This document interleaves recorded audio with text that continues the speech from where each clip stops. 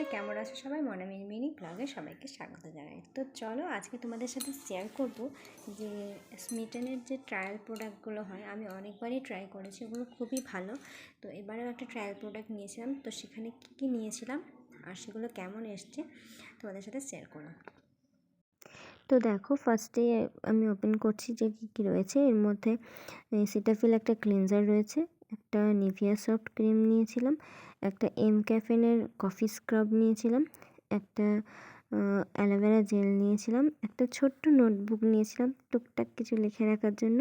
হ্যাঁ, আর এই যে ডট অ্যান্ড কি একটা নাইট ক্রিম ছিল, তার সঙ্গে একটা লেদারের পাউচ নিয়েছিলাম, যেটা আমি আগের বারেও যখন নিয়েছিলাম তখনও এটা নিয়েছিলাম। খুবই ভালো এই লেদারের পাউচগুলো।